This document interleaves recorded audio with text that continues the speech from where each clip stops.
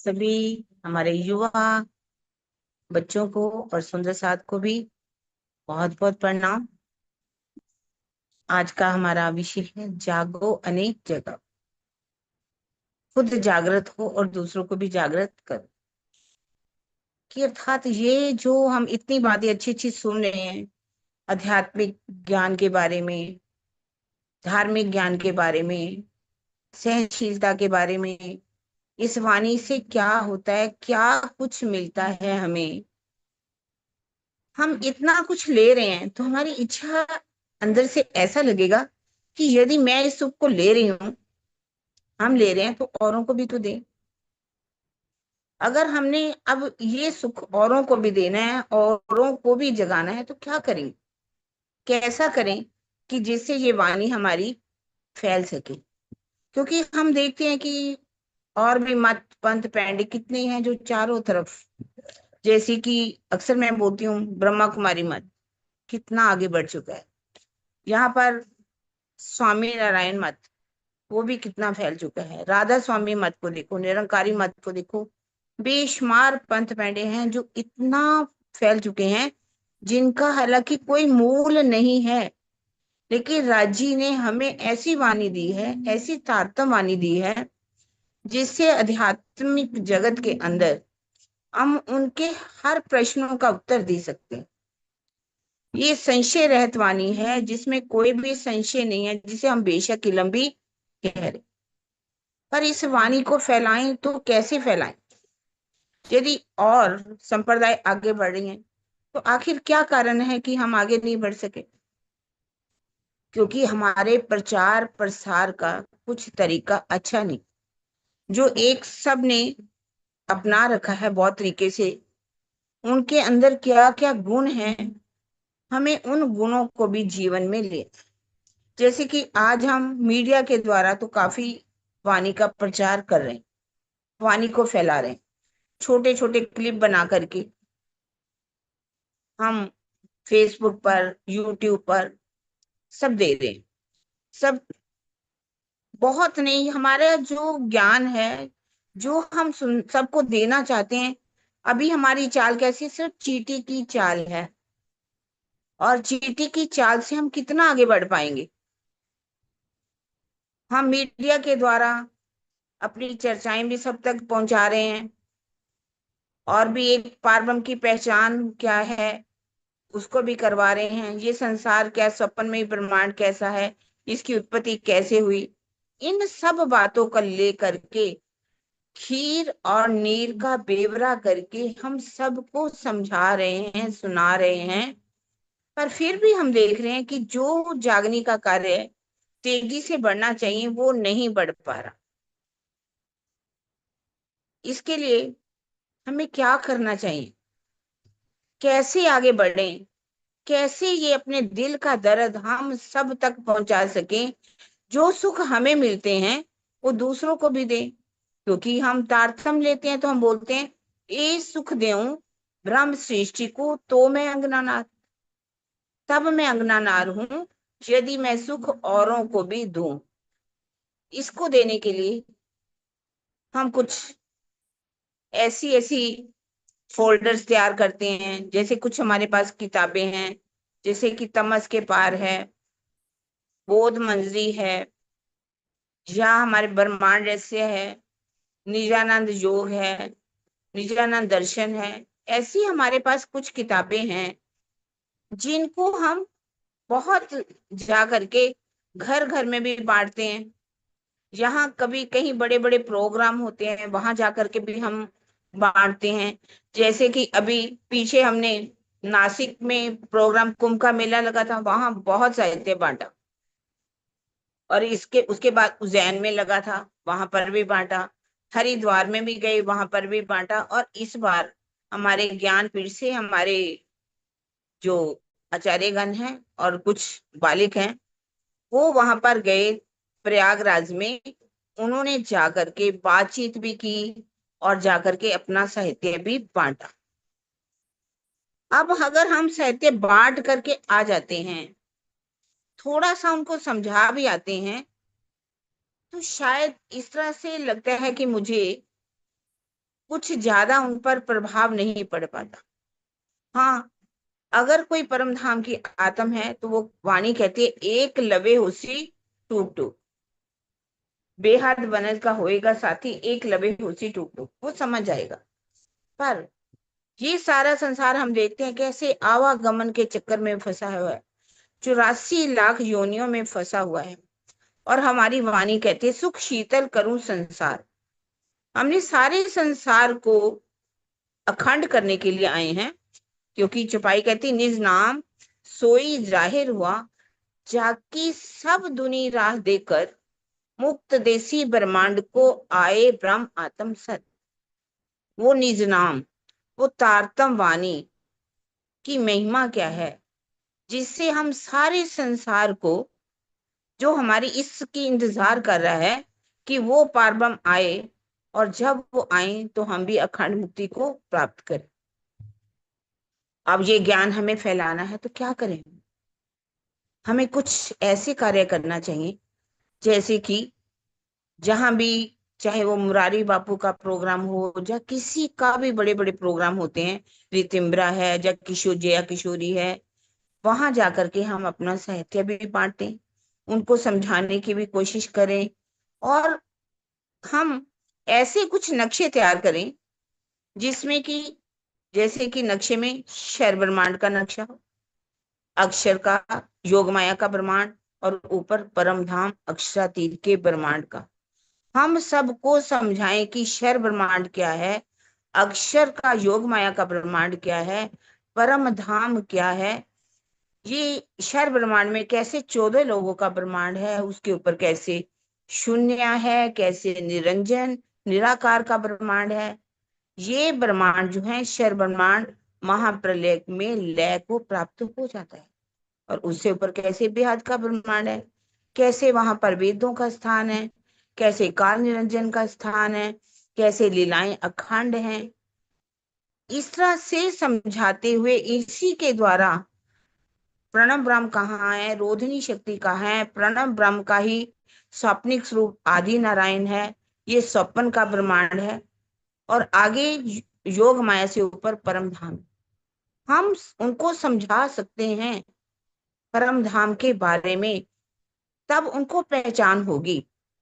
और उसके साथ साथ अगर हमें उनको चर्चा भी सुनाएं, समझाएं, अलंकारिक रूप में शिव जी का अर्थ क्या है, शिव जी के गुणों को अपने जीवन में कैसे धारण करें, और रामचंद्र जी कैसे विष्णु का अवतार हैं, उसके बारे में भी हम उनको समझाएं। अगर गणेश जी क्या हैं उसके बारे में समझाएं, देवियों के बारे में समझाएं, देवता किसे कहते हैं, राक्षस किसे कहते हैं, उनके गुणों के बारे में समझाएं। धीरे धीरे हम उन्हें समझाएं। हम ऐसे एक नकुड़ जैसे प्रोग्राम, नुक्कड़ प्रोग्राम जैसे कहते हैं, अपना कुछ सामान लेकर के जाएं, अपना माइक हमारे पास होना चाहिए, प्रोजेक्टर हो तो हम उसको भी ले जा सकते हैं, और उसके द्वारा नक्शों के द्वारा भी समझा सकते हैं उनको। और साथ में हम एक दरी इत्यादि स्वयं अपना सामान लेकर के जाएं, किसी गांव के अंदर भी एक ऐसा वहां का चौधरी हो, या कहीं सुंदर साथ हो, उनको अपने साथ लगाएं, उनको समझाएं, वो सब लोगों को इकट्ठा करें। इकट्ठा करके हम अपनी मूल बातों को उन तक पहुंचाएं, उनको सुनाएं, उनको फिर किताबें भी बांट करके आए, उनको बताएं कि आप पढ़िए इनको, और इसमें समझिए कि आपने क्या समझा। उनसे एक बार अगर हम जाएंगे तो वो समझ नहीं पाएंगे, हमें एक बार नहीं कई बार जाना होगा। अगर हम नए नए घरों में जाते हैं तो पहले क्या करें, हम उनको उनकी बात को सुने। आप किसको मानते हो, उनकी पहुंच कहाँ तक है। कहा जाता है, वाणी में कहा, दिल अपना दे उनका लीजिए, यूं चरणों तले पहुंचाए। पहले हम उनका दिल लें। दिल देने का मतलब कि उनको प्यार से, उनको अपना दिल दें, अपना प्रेम दें, उनसे प्रेम से बातें करें। यदि हम उनसे प्रेम से बातें करेंगे, उनकी बात को सुनेंगे, तभी हम अपनी बात को समझा पाएंगे। जैसे कि बहुत अच्छी उदाहरण है, हम बीतक सा पढ़ते हैं, बीतक में जब शिव जी साहब जूनागढ़ में जाते हैं तो हरजी व्यास, सुना है सुन बच्चों आपने बीतक में हरजी व्यास की कहानी? शिव जी साहब ने 4 महीने तक श्रीमद् भागवत को बड़े ध्यान से सुना, अपनी बात को पहले नहीं कहा, ऐसा नहीं कि उनकी बात को काटना शुरू किया, नहीं, समय आने पर उन्होंने उनकी बात को काटा, उनसे पूछा कि आप बता दीजिए कि ये 84 लाख योजन का मंदिर है कहाँ पर। यदि वो शुरू से ही उनकी बातों को काटना शुरू करते तो कभी भी वो उनसे बात नहीं करता। इसी को कहा गया दिल अपना दे उनका लीजिए जो चरणों तले पहुंचाए। हमारे अंदर गुण कौन सा होना चाहिए? यदि हम जागने के कार्य में चलते हैं तो हमारे अंदर गुण होना चाहिए धैर्य का गुण, जो शिव जी साहब ने धैर्य करके हमें समझाया। क्या है, जब जागने के लिए चलते हैं हमारे अंदर एक कमी होती है। बच्चों मैं बता रही हूँ कि कैसे करना है। हमारे अंदर क्या है, हम अपनी बात को करना शुरू कर देते हैं, हम अपनी बात रखना शुरू करते हैं। तो वो क्यों हमारी बात सुनेगा? क्योंकि हमने उनकी बात को तो सुना ही नहीं, अपना दिल तो दिया ही नहीं, धैर्य का गुण हमारे अंदर नहीं है, तो जागनी नहीं कर सकते।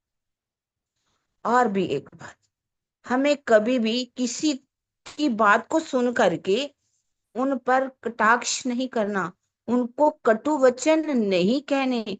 जैसे कि हम बीतक पढ़ते हैं तो बीतक में एक बड़ी अच्छी बात, एक बात लिखी हुई है, त्रिगुण तुम्हारे खिलौने हैं, त्रिगुण तुम्हारे खिलौने। अगर हम यही बात दूसरों को जाकर के कहना शुरू करें कि ब्रह्मा विष्णु महेश तो हमारे खिलौने हैं, क्या वो हमारी बात सुनने को तैयार होगा? ये तो कटु वचन हो गए ना। कहते कटुक मधुर वचन है औषधि, कटुक वचन है तीर, श्रवण द्वार हवे संचरे सालत सकल शरीर। तुलसी मीठे वचन से सुख उपजत चाहूं और वशीकरण ये मंत्र हो, तज दो वचन कठोर। एक बात और कही, ऐसी वाणी बोलिए मन का आपा खोए, औरन को शीतल करे आप हूँ शीतल होए। हमें कैसी वाणी बोलनी चाहिए? हम परम धाम की आत्माएं हैं, हमें सबसे प्रेम करना है। कैसी बात करनी है? मीठी मीठी बात, मीठे वचनों से आप किसी का भी दिल जीत सकते हो। मीठे वचन हमारी रहनी है सुंदर साथ जी। कड़वे वचन हमारे बोली नहीं है। हम दूसरों का दिल दुखाने के लिए थोड़ी आए हैं। हम किसी का दिल दुखा करके सोचे कि जागने का कार्य कर लेंगे, नहीं कर सकते। इसलिए हमारे वचन बहुत ही अधिक मीठे होने चाहिए, तभी हम किसी को जागृत कर सकते हैं। क्योंकि यदि हमारी रहनी अपनी ही अच्छी नहीं, हम बात बात पर गुस्सा कर रहे हैं, हम बात बात पर उनको कटुक वचन कह रहे हैं, हम उनकी बात को उनकी आस्था पर कटाक्ष कर रहे हैं, उन पर अटैक कर रहे हैं, तो क्यों हमारी कोई बात सुनेगा? नहीं सुनेगा। हम अगर समझाना भी चाहें तो उनको बड़ी अच्छी तरीके से अलंकारिक, अलंकारिक जिसे कहते हैं, उसको बताएं कि इसका वास्तव मायना क्या है, तभी कोई हमारी बात को समझ पाएगा। और इसके साथ हमें एक और भी बात है कि कहा जाता है कि घुटन सो घुटन मिला करके, जैसे कि हम किताबें बांट करके आते हैं, फिर हम एक बार बांट करके आ गए, दूसरी बार जब हम जाएंगे तो वो हमारी बात को सुनेगा। फिर उनको हम कहें कि आपने क्या पढ़ा, इससे क्या समझा, आप हमें बताइए।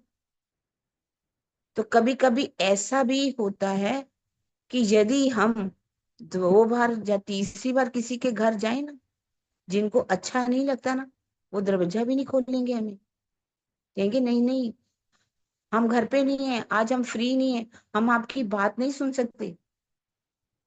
तो क्या हम अपने दिल में दुखी मानेंगे, दुख मानेंगे?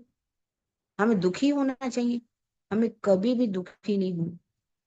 हमें ये सोचना है कि हमारा कार्य है ये संदेश हम सब तक पहुंचाएं, और ये संदेश हमें देना है।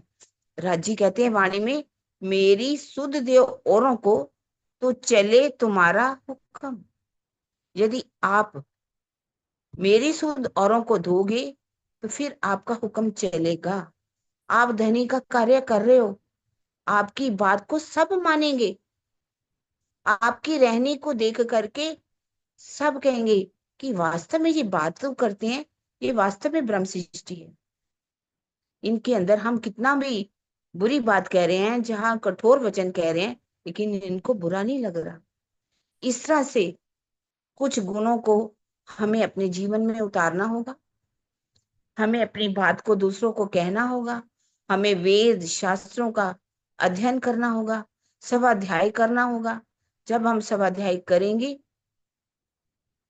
यदि कोई हमारे से तर्क करता है, हमसे प्रश्न पूछता है, तो हमारे अंदर इतना गुण होना चाहिए कि हम अपनी बात, उनकी बात को उन्हीं के ग्रंथों से समझा सकें। वो तभी करेंगे यदि हम स्वाध्याय करेंगे, हम सभी शास्त्रों का ज्ञान रखेंगे, वेद इत्यादि का ज्ञान रखेंगे। बाइबल हो, कुरान हो, महेश्वर तंत्र हो, प्राण संहिता हो, गर्ग जहाँ और जितने भी बुद्ध गीता, बुद्ध तो जितने भी ग्रंथ हैं, उसको थोड़ा थोड़ा ज्ञान हमें होना चाहिए। अब हम जागनी करते हैं, जागो अने जगाओ। इसके साथ साथ हम भी अपने आप को जागृत करें, अपनी रहनी करके दिखाएं। हम भी चितवन करें। जब हम चितवन करेंगे, अपने धनी को अपने धाम हृदय में बिठा लेंगे, तो जवाब वो देंगे। जागनी फिर वो करेंगे। लेकिन इस रास्ते पर चलते चलते कुछ कुछ अनुभव भी होते हैं।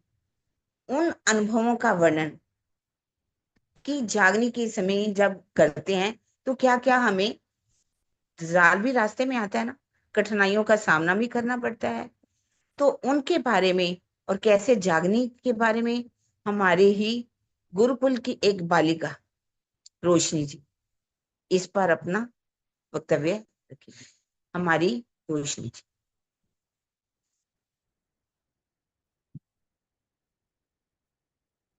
प्रणाम जी सुंदर साथ जी।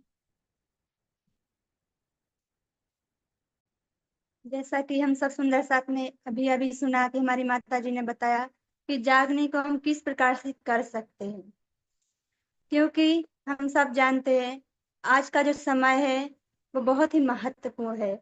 और जागने के विषय को लेकर के हर सुंदर साथ किसी न किसी रूप में खुद जो सुख ले रहा है वाणी के माध्यम से, उन सुखों को दूसरे तक पहुंचाने का कार्य कर रहा है।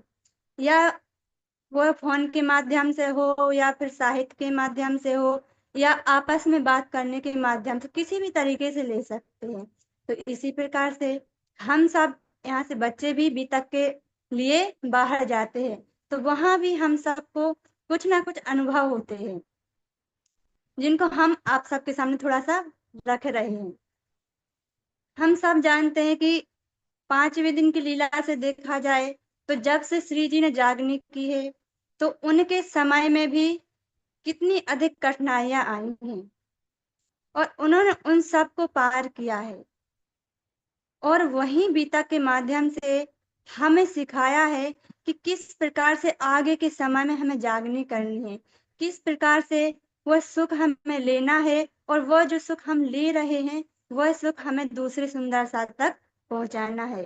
तो इसी प्रकार जब भी हम श्रावण के महीने में बीता के लिए जाते हैं, तो अनेक प्रकार की सुंदर साथों से हमारी मुलाकात होती है। वहां पे हम बीता करने जाते हैं, तो कहीं कहीं तो सुंदर साथ बहुत प्रेम से हमसे बात भी करते हैं, और इस प्रकार से जो हम बोलते हैं उसको सुनते भी हैं, और अपने अनुसार उसको ग्रहण भी करते हैं। और जो उन सुंदर साथ को थोड़ा कुछ समझ ना आए, उसको हमसे बाद में भी अर्चा चर्चा के रूप में इस प्रकार से पूछते हैं। और कहीं कहीं तो हर एक स्थान तो समान नहीं होता, हर व्यक्ति समान नहीं होता। किसी के मन में भाव होता है कि राज्य का काम कर रहे हैं, जागने का काम कर रहे हैं, तो किसी के मन में ये होता है कि धर्म की आड़ में ना जाने समाज को लूट रहे हैं। इस प्रकार से अनेक प्रकार की जो मानसिकता है वो चल रही है। सुंदर साथ तो इस बात को जानते हैं कि हमारे किस प्रकार से हमारी जागनी हो रही, लेकिन जिन गांवों में जाते हैं वहां पे सभी सुंदर साथ तो नहीं होते हैं। वहां के कुछ लोग ऐसे होते जो देवी देवताओं को पूजा करते हैं और वो हमारे ज्ञान को सुनना भी पसंद नहीं करते हैं। इसी प्रकार से तो हम किसी ना किसी माध्यम से उनको सुनाते हैं। अब हम अपने बीतक में आए तो वहां पर भी जब 12 मोमिनों को यातनाएं दी गई तो वो भी जागने का ही काम कर रहे थे। उस समय भी तो उन्होंने जागनी ही की थी, औरंगजेब को जगाने का प्रयास किया था, तो भी उन्हें कितनी यातनाओं का सामना करना पड़ा था। इसी प्रकार से आगे जाएं तो औरंगाबाद में भाव सिंह को जगाने के लिए कौन जाते हैं? मुकुंददास जी जाते हैं। तो उनके जो भाव सिंह जी के जो राजगुरु थे कौन थे? रामदास जी। तो वह मुकुंददास जी को कितना लाठी से पीटते हैं। अब करने वो कौन सा काम गए थे? जागने का काम करने गए थे।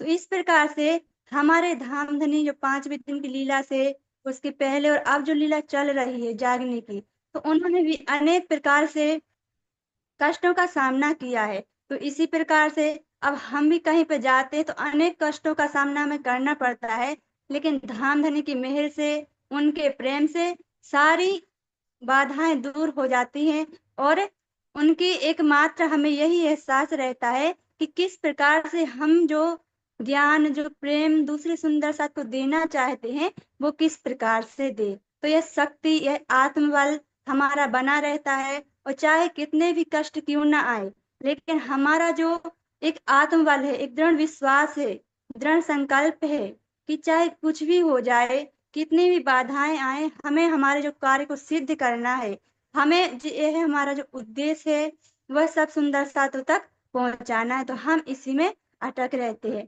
अब जैसे जागो और जगाओ का जो नारा है, इसको प्रत्येक सुंदर साथ लेके चल रहा है, लेकिन पहले क्या शब्द आता है? जागो। अर्थात पहले हमें खुद की जागनी करनी है। जो ज्ञान, जो प्रेम हमारे अंदर होगा वही तो हम दूसरों को दे पाएंगे। अब सोचिए, अगर जो प्रेम हमारे अंदर है ही नहीं, क्या वो हम दूसरों को दे सकते हैं? नहीं दे सकते। तो पहले हमें खुद की आत्म जागृति करनी है, खुद को उस आचरण में लाना है कि किस प्रकार से हम सब सुंदर साथों को वह सुख दे सके। क्योंकि हम सब जानते हैं कि जो दिखाई देता वही सीखते हैं। अगर इसको एक उदाहरण से समझ सकते हैं, कोई भी माता पिता होंगे तो वह ये नहीं चाहते कि हमारे बच्चे बड़े होकर झगड़ा करें, लड़ाकू बने या डाका डाले, कुछ भी करें। वह क्या करेंगे कि चोरी करना गलत काम है, पाप है। लेकिन अगर वो देखते हैं कि हमारे ही माता पिता आपस में झगड़ा कर रहे हैं, तो क्या वह बच्चे महान बनेंगे? नहीं बन सकते। क्यों? क्योंकि उन्होंने पहले से देखा है कि मेरे माता पिता झगड़ा करते हैं, लेकिन कहते क्या है कि हमें झगड़ा नहीं करना चाहिए।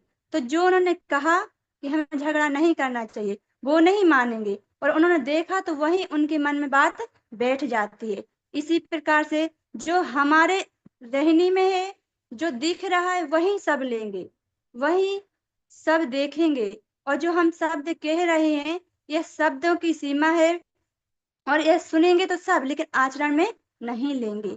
इसी प्रकार से हमारे अंदर अनेक गुण होने चाहिए जो हमें बीतक के माध्यम से, वाणी के माध्यम से पता चलते हैं। क्या होना चाहिए कि एक चौपाई आती है, महामती का है ईमान इश्क की, शुक्र गरीबी सबर, इन विद रूहें दोस्ती धनी की, प्यार कर सको तो कर।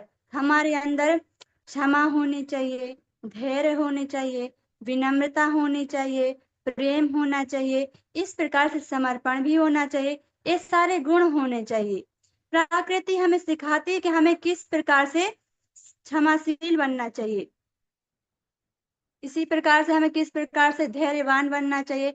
हमें प्रत्येक उदाहरण इसी सृष्टि में देखने को मिलते हैं।